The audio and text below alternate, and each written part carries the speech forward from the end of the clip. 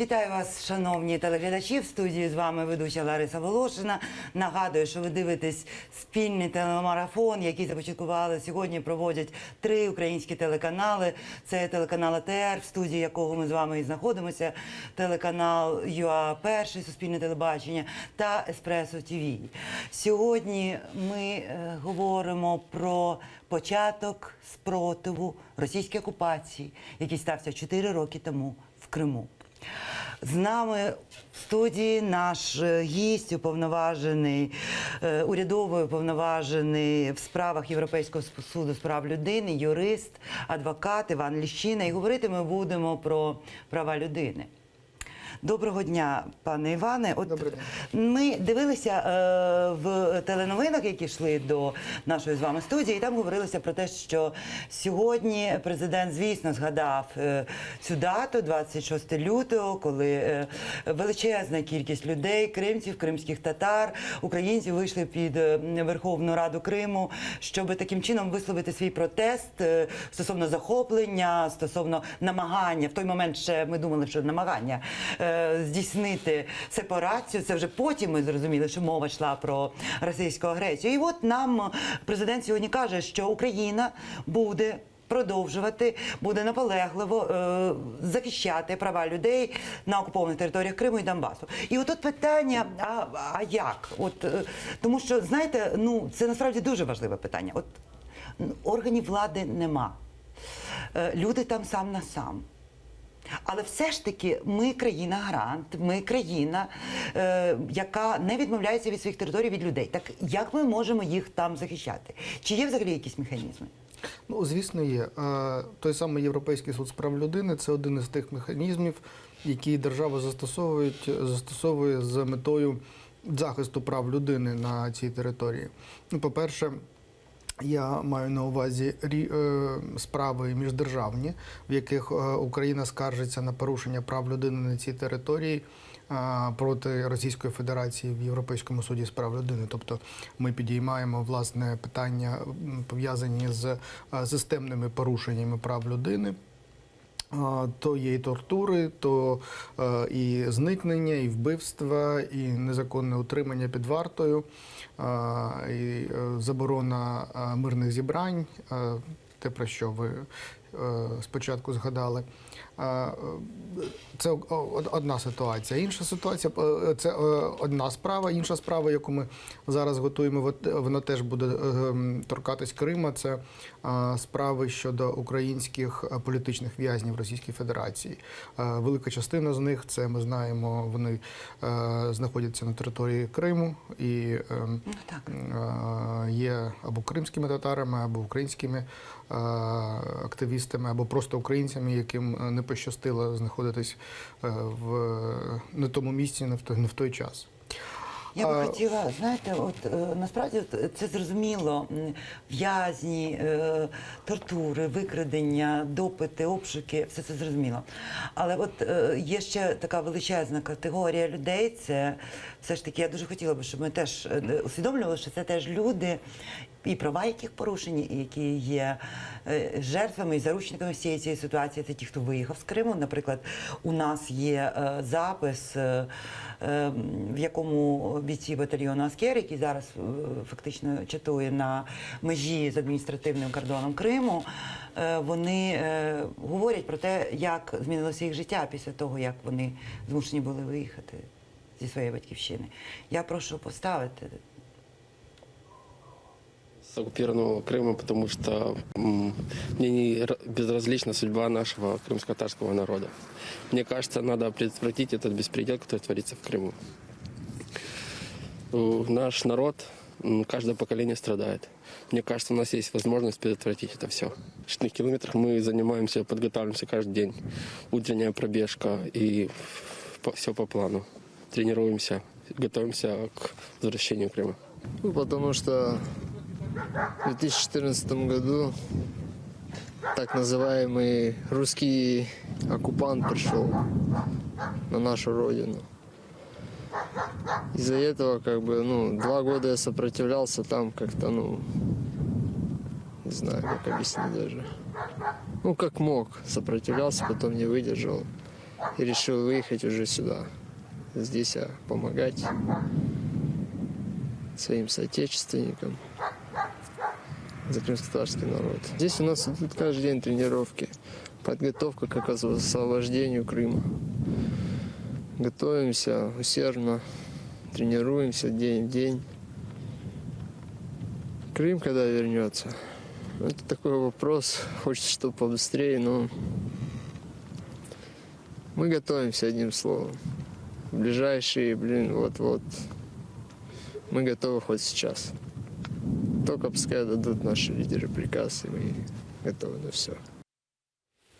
Пане Іване, ну от ми подивилися, оця така ситуація, от люди, які не начебто, вони вийшли, начебто вони тут в безпеці, але оце відчуття, вони на війні.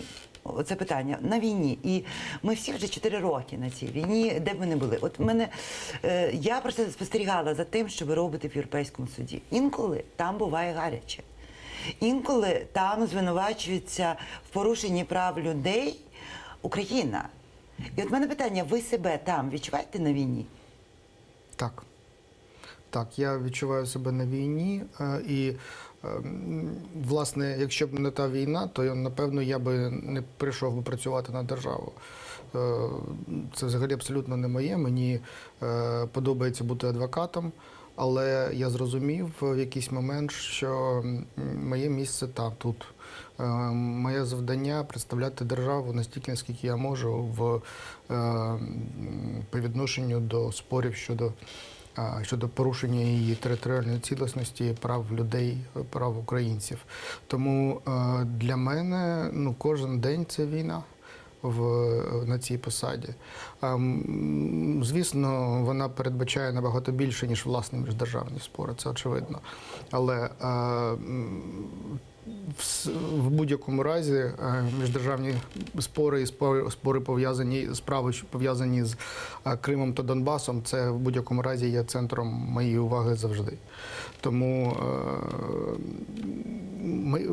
я бачу своє завдання саме в тому, щоб на юридичному фронті довести, що Росія є агресором, що Росія порушує права людини, що Росія, власне, як би вона себе не називала, чи то якісь зелені чоловічки, чи то якісь ДНР, ЛНР, чи то якісь армійські корпуси. Це все одне і те саме. Це Росія в різних обличчях. Ну і дійсно продемонструвати всі ті способи ведення війни, які вони застосовують.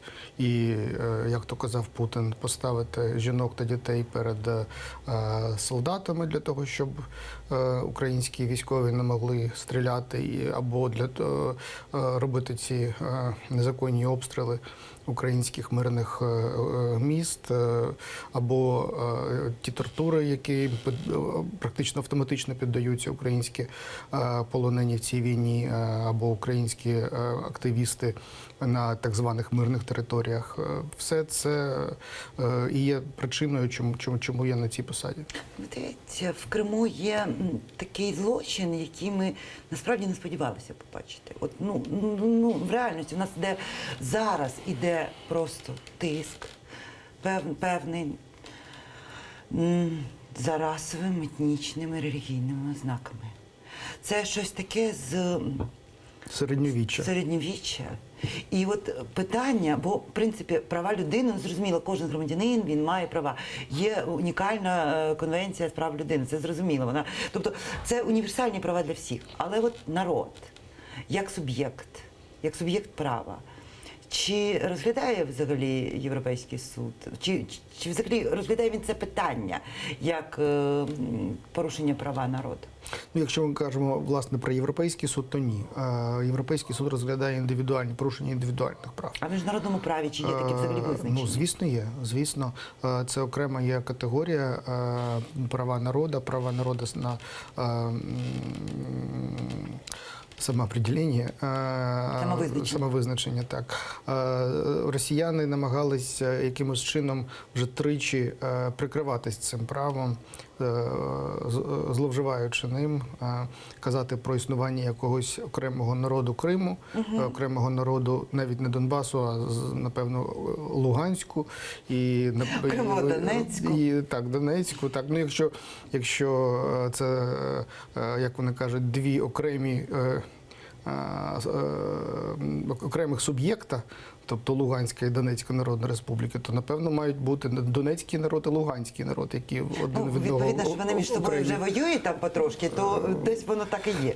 Я просто, дивіться, що ти, насправді, от я говорила, коли з нашими правозахисниками, дехто з них заперечує взагалі колективні права. Тобто от народ як суб'єкт, вони це заперечують, це дивна історія. Тому що я хотіла от спитати вашу думку, бо ми зараз дуже активно говоримо про те, що нам потрібно внести таке наповнення до статті Конституції про Автономну Республіку Крим. Тобто ми говоримо про якраз права народу, кримськотатарського народу на самовизначення в межах української суверенної держави.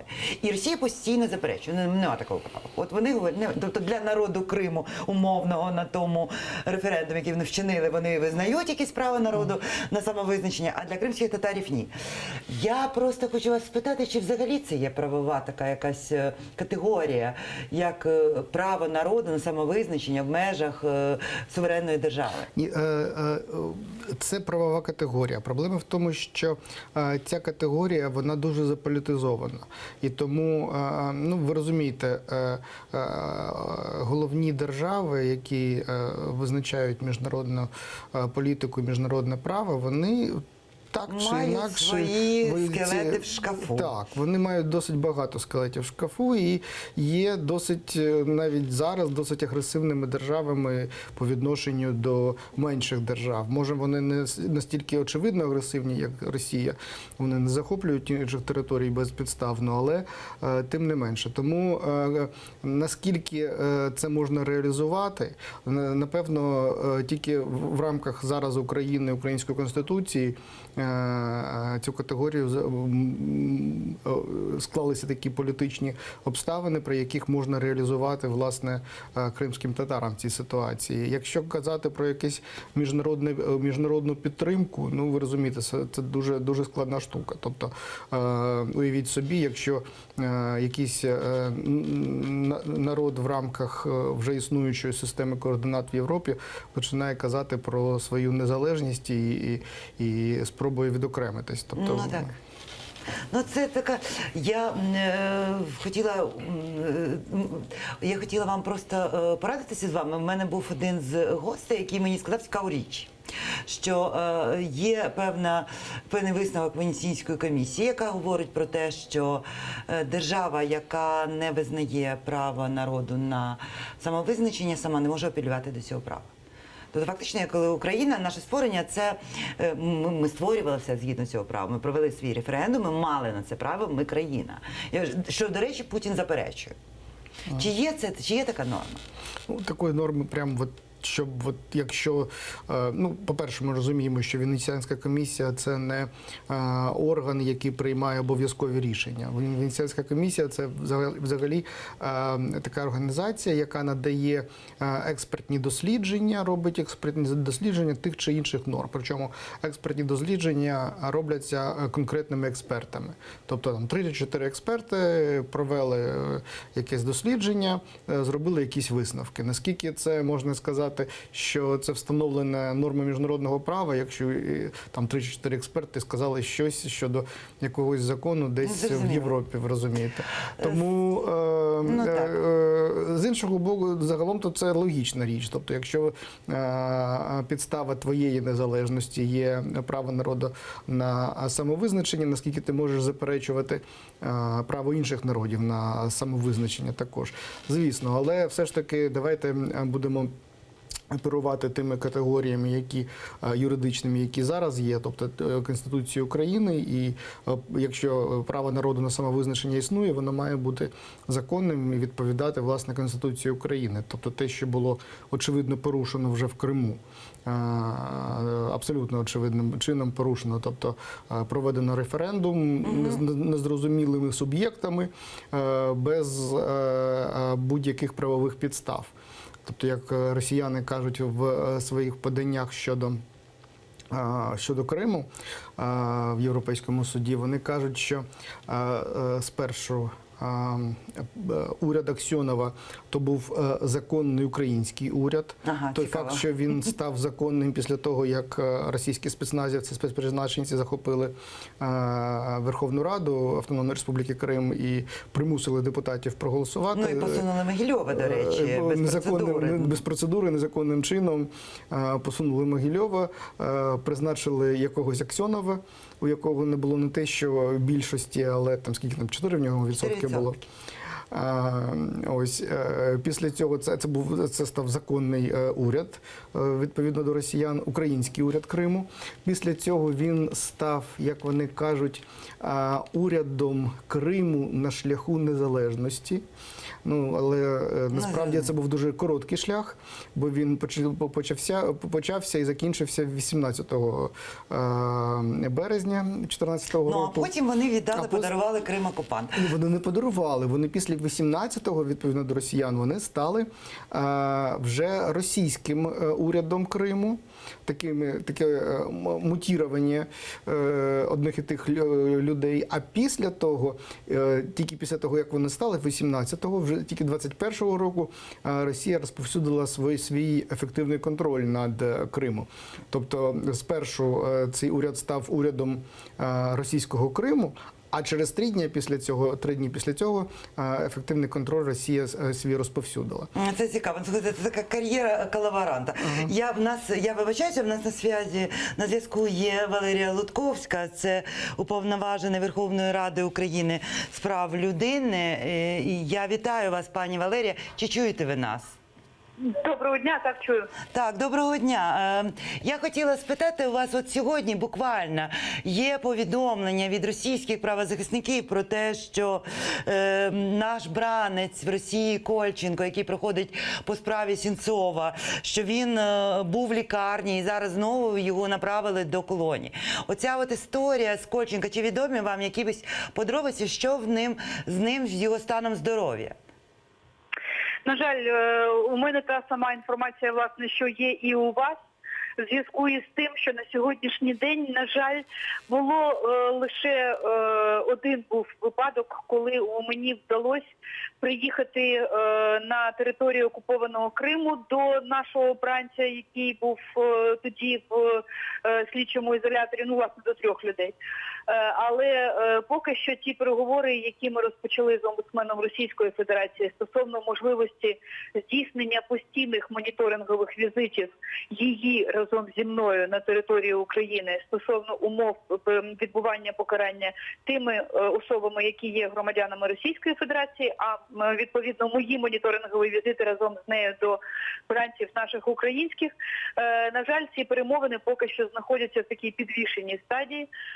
Я чекаю на відповідь російської колеги, тому що мені законодавство дозволяє такий постійний моніторинг. У неї існують певні проблеми законодавчого толку, і відповідно зараз я чекаю, чи знайде вона вихід для того, щоб ми мали можливість відвідувати тих українців, які знаходяться під вартою на території Російської Федерації постійно. Тоді у мене буде постійна оновлена практична інформація. Зараз поки що я можу орієнтуватись тільки на повідомлення або російських правозахисників, або на ті відповіді, які я отримую від колеги. І, до речі, по справі Кольченка так само я чекаю на відповідь стосовно можливості навчатись, тому що пан Олександр ставив це питання перед адміністрацією колонії, в якій він знаходився, але йому не дозволили навчатись в Таврійському університеті за тою спеціальністю, за якою він навчався раніше. Зараз я чекаю на відповідь російської колеги стосовно можливості продовжити навчання. І крім того, зараз буду звертатися в зв'язку із ситуацією станом здоров'я. Пані Валерія, ви сказали, що ведуться зараз певні перемовини про те, щоб налагодити це відвідання наших бранців на території Російської Федерації. А як бути з Кримом? Чи можете ви в'їжджати в Крим, чи взагалі це можливо для українського посадовця? Ну, в Крим я в'їжджати можу. Власне, це вже було перевірено в грудні 2016 року, коли я там була. І я просто єдина проблема, я можу здійснювати свої повноваження тільки у випадку взаємодії з омбудсменом Російської Федерації. Але от сьогодні з'явилась дуже цікава і дуже правильна думка Ахтема Чийгоза стосовно того, що наше завдання є привернути увагу до тих бранців, які знаходяться сьогодні за ґратами, тому що саме це, власне, зберігає їм життя. Адміністрація тих місць, де вони відбувають покарання, або там, де вони знаходяться під арештом, до них ставиться зовсім інакше, якщо є увага з боку омбудсмена Російської Федерації спільно з омбудсменом України або увага з боку міжнародних організацій. Відповідно, я готова приїжджати в Крим і я готова боротись за життя кожного українця, який сьогодні залишається під вартою, але єдина проблема, я можу, на жаль, в Криму це робити тільки в взаємодії з російським колегою. Зрозуміло. І ще одне запитання. У мене в ефірі колись був брат нашого теж бранця кримського, так званого кримського диверсанта Панова. І я так розумію, що родичі тих людей, яких утримують на території Криму, Російської Федерації, вони утворили певну свою спільноту. І він скаржився на те, що є певний перемовник в Мінському процесі, який говорить про звільнення, про обмін щодо військовополонених на території окупованого Донбасу.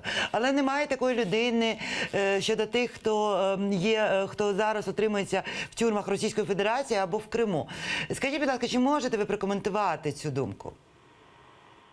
Ви знаєте, я тут хочу сказати, що є певна, мабуть, що, скажімо так, не повна, але певна неправильність в тому, що каже пан Копельянець у зв'язку із тим, що Ірина Геращенко, яка є перемовником в Мінському процесі, а також Віктор Медведчук, який так само веде перемовини в Мінську, досить активно обговорюють в тому числі і інші перемовини, не тільки стосовно звільнення тих осіб, які знаходяться незаконно під вартою на території окремих регіонів Донецької і Луганської областей.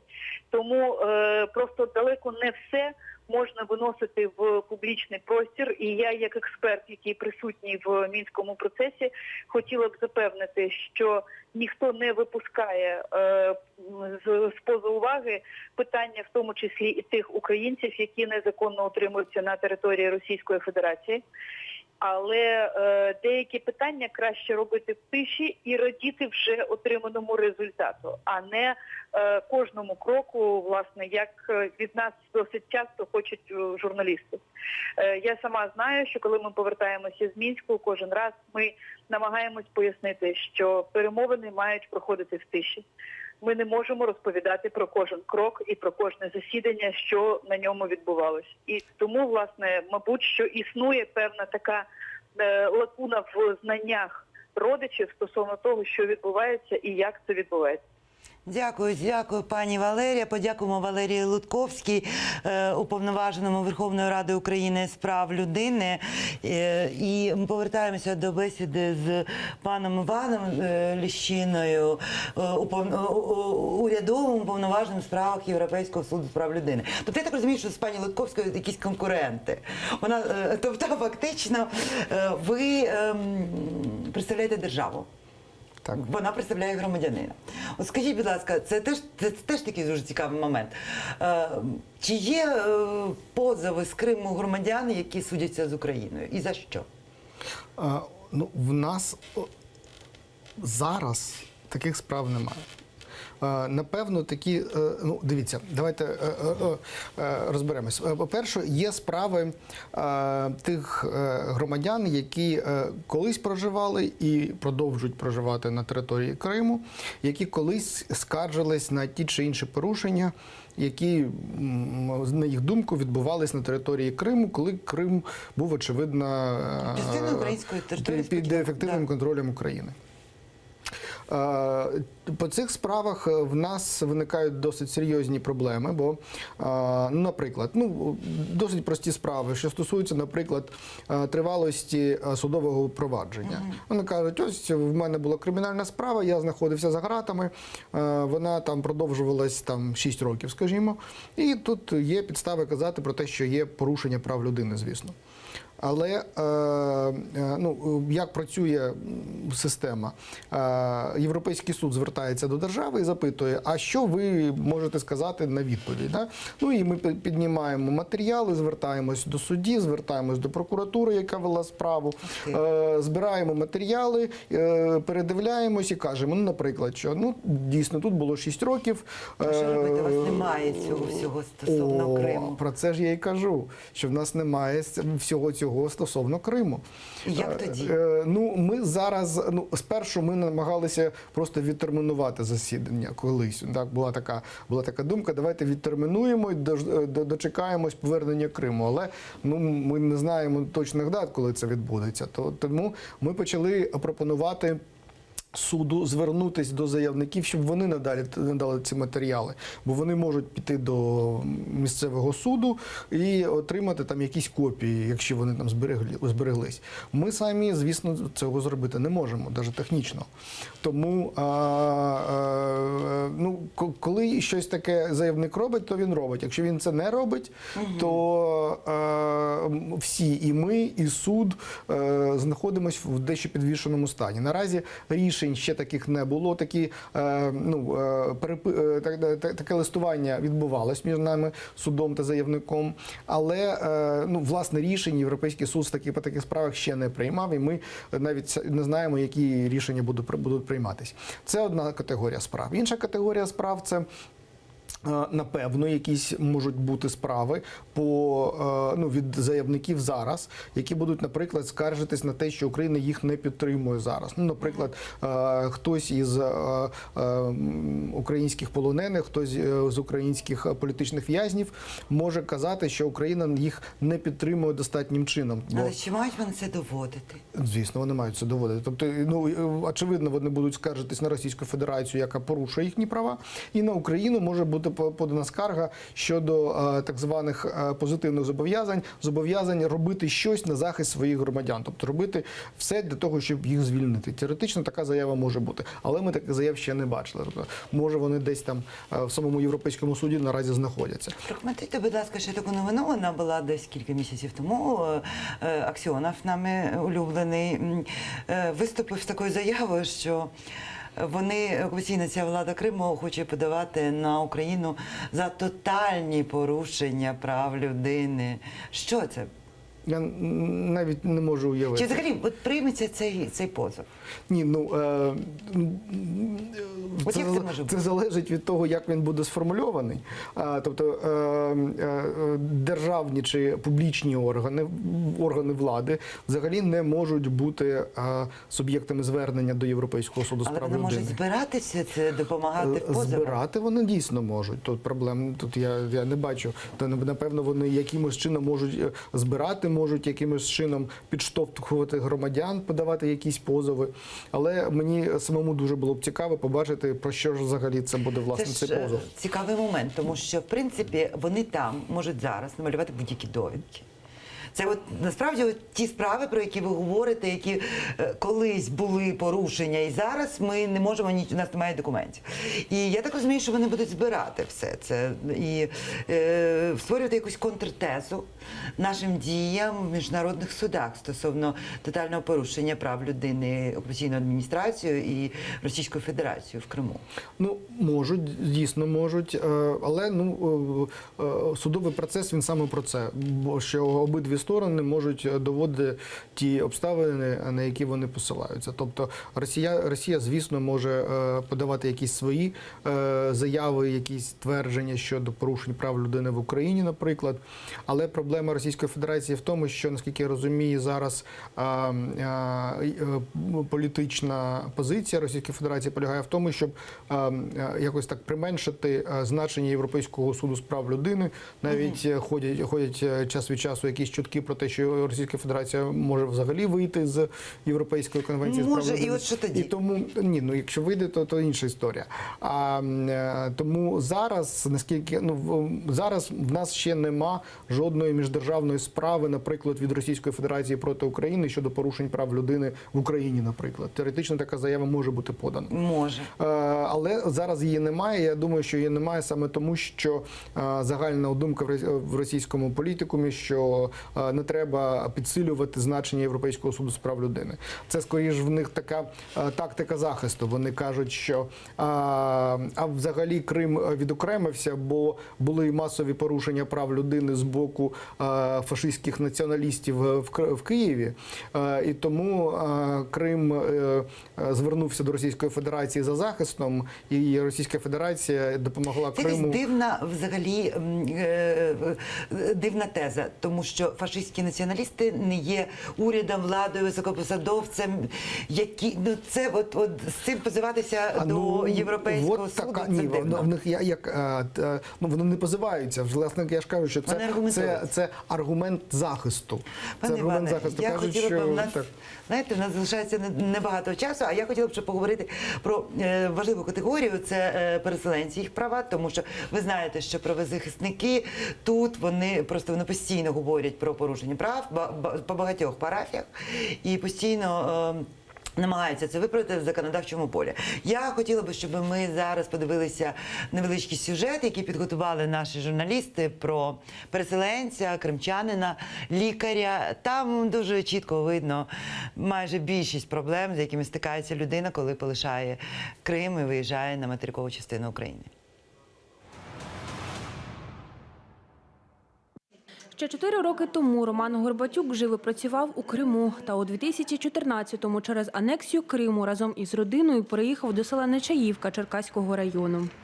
Я одразу по приїзду став на облік у Черкаський районний центр зайнятості. Через деякий час мені запропонували працевлаштуватися в цю лікарню, Черкаську районна лікарня села Мошни. Я поїхав, подивився. Дуже мені сподобалось хірургічне відділення. Роман без проблем отримав закордонний біометричний паспорт, влаштувався. Нині разом із дружиною та донькою проживає у своїх батьків. Вони продали житло в Криму, натомість придбали будинок у Нечаївці, де мешкають їх знайомі. Можна сказати, що повезло нам. А в мене у самого, в принципі, залишився об'єкт нерухомості в Криму, з яким я зараз знаю, що і робити. Тому що в'їхати на територію я не маю можливості по причинах деяких. А об'єкт нерухомості там залишився. Нині Роман – завідувач хірургічного відділення районної лікарні. Його робочий день розписаний буквально похвилинно. Обхід пацієнтів у стаціонарі, прийом у поліклініці. Навіть під час інтерв'ю він не припиняє роботу. Консультує нову пацієнтку перед операцією. Люди розповідають, тому що у нас у селі вже, мабуть, половина села у цього лікаря прооперувалася. І вони іменно цього лікаря рекомендують. Дуже відповідальний, до всіх пацієнтів він відноситься однаково, дуже добрий, за справедливість і за порядок відділення.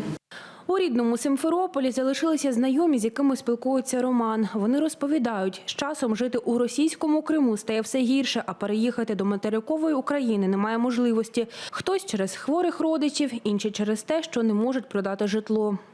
Якщо перераховувати у гривнях, наприклад, тут моя зарплатня, та, що була при Україні там, в 2013 році, вона в рази виросла там. Але ж потім ці всі надбавки стали забирати, поставили лікарів, медпрацівників такі умови, що, в принципі, зовсім невигідно стало там працювати, тому вони кидають зараз цю роботу, їдуть на регіональну і Росію, вони отримали паспорта. За 4 роки Роман встиг полюбити Черкащину, проте не покидає надії, що Крим таки стане українським і він повернеться до рідного дому. Я сподіваюся, що Крим повернеться і все буде добре. Такий сюжет. Дивіться, ми постійно говоримо про щось високе, або глобальне і жахливе. А насправді люди, людина виїхала. І цікава історія, тут же ж дуже чітко видно, що начебто він і не втратив зарплатні, начебто в нього є кар'єра, начебто вони щось з нерухомості продали, щось не можуть. І от людина, ну він задоволений. Але чи означає це, що його права не були порушені окупацією? Ну, звісно, ні. Звісно, фактична окупація призвела до того, що йому треба було зриватись, приїжджати на нове місце. Треба було продавати, напевно, набагато дешевше своє майно. Звісно ж, напевно, покупці розуміли, що в нього немає іншого виходу і, напевно, занижали власність, вартість цієї власності, і плюс він каже, що в нього зараз є власність, на яку він, напевно, Він не може, бо він не може в'їхати в Крим. Він так, але це проблема для дуже багатьох. І для, власне, громадян України, окремо серед них це військовослужбовців, які взагалі дуже велика проблема з цим. Тобто в них було службові приміщення, вони в них проживали, службове житло, потім його було переоформлено на їхню власність, що Російська Федерація не визнала цієї власності, і в них повідбирали це майно, передали іншим особам, часто густо тим, з ким вони служили до всіх цих подій, цих колаборантам. Там досить серйозні виникають ситуації. І от питання, чи варто таким людям подавати до суду? І про що вони, тобто, чи можуть вони взагалі сподіватися щось отримати? І скільки це, до речі, буде коштувати? Ну, я не можу комусь радити подавати до суду без того, що я передивився матеріали справи і можу порадити як професіонал. Тобто, якісь загальне правило «йдіть завжди до суду», ну, це не моє правило. Тобто, якщо є якась інституція, яка вивчає документи і радить, чи можна звертатися до Європейського суду проти країни-агресора? Є такі інституції, але вони здебільшого громадянські організації. Тобто, власне, якоїсь державної структури, яка б систематично це робила, ну, наразі в Україні не існує. З іншого боку, ми розуміємо, що Європейський суд з прав людини – це досить своєрідний міжнародний механізм. І якщо б навіть ми утворили таку організацію, то виникло б питання, наприклад, яке я вважаю, що я буду ставити перед Європейським судом, коли я побачу якісь справи, де Російська Федерація зробила все для того, щоб заявник подався проти України. То що тут може бути питання щодо порушення, щодо зловживання правами в цій ситуації, коли держава починає вмовляти своїх громадян звертатись проти іншої держави. Я би не став би гратися тут, тому мені здається, що та система, яка зараз існує громадянських організацій, вона є достатньою для того, щоб заявникам допомогти в зверненні до Європейського суду з прав людини. З іншого боку, ми, звісно, коли мова йде про системні порушення, ми ці системні порушення висвітлюємо в своїх міждержавних скаргах. Тут ми вправі це робити, і ми це робимо. Тому питання щодо власності ми висвітлюємо. Це у нас окрема категорія. Там же це проблема для всіх. Це навіть для, наприклад, банків це проблема. Тобто вони колись ще за часів, коли Україна контролювала Крим, вони отримали, наприклад, якесь майно, відсудили. А зараз що з ним робити? І взагалі вони навіть не можуть там з'явитись, бо їх там всіх визнавали незаконними, ці всі українські банки. І, ну, просто юридичні особи, ну, а у фізичних осіб там взагалі дуже великі проблеми. Ми знаємо і про проблеми тих, в кого забирають ділянки землі під так званий Керченський міст, і ми знаємо про тих, в кого Аксьонов просто своїм рішенням уряду Криму включив чийсь бізнес в перелік власності, яка націоналізується. І справа, ви знаєте, одна дійшла навіть до Конституційного суду Російської Федерації. І Конституційний суд Російської Федерації йому прийшлось пригати через такі важкі кола для того, щоб сказати, так, це було законно, хоча всі розуміли, що це абсолютно незаконно. Це вже окремо те, що вони роблять з нашим майном, з нашою власністю, це така окрема тема.